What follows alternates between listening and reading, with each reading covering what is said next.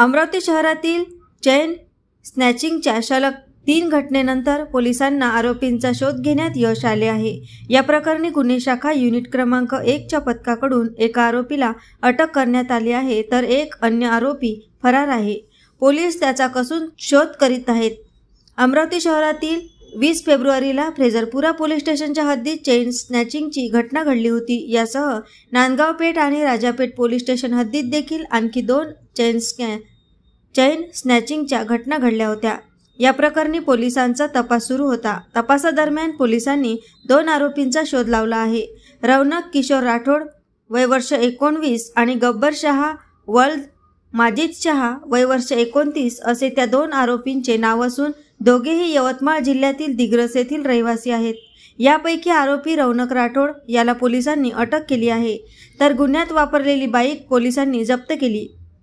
अन्य एक आरोपी गब्बर शहा हा सराईत गुन्हेगार असून तो फरार आहे। चेन स्नॅचिंगमधील चोरीचे सोने त्याच्याकडे असल्याचे बोलले जात आहे।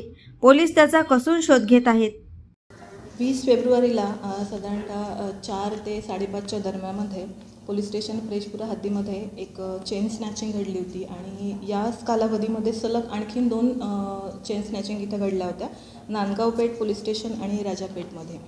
आणि या संदर्भामध्ये जेव्हा तपास करण्यात आला, इमिजिएटली CP साहेबांच्या मार्गदर्शनाखाली तपास करण्यात आला आणि त्याच्यामध्ये खबरीकडून खबर मिळाल्याप्रमाणे आपल्याला 2 आरोपी डिटेक्ट झालेले आहेत। एक रौनक किशोर राठोड म्हणून आणि दुसरा जो आहे तो आरोपी गब्बर शहा म्हणून आहे।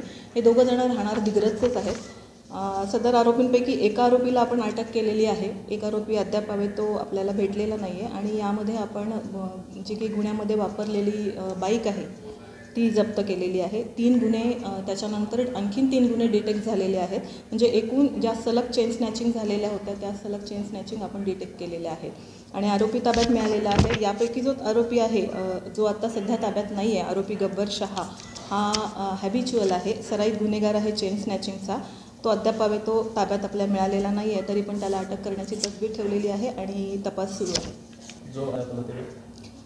रौनक किशोर राठोडवर आत्तापर्यंत काही गुन्हे दाखल आहेत असं काही रेकॉर्ड मिळालेलं नाही आहे, पण आमचं चेक करणं चालू आहे। कदाचित असं होऊ शकेल की त्याच्यावर पण गुन्हे दाखल आहेत हे रेकॉर्ड मिळू शकेल, कारण दुसरा जो आरोपी आहे तो सराईत आरोपी आहे आणि हा त्याच्याबरोबरचा साथीदार दिसतो आहे। AS न्यूज महाराष्ट्रकरिता अमरावती येथून रुपालीसह अनिल साखरकर।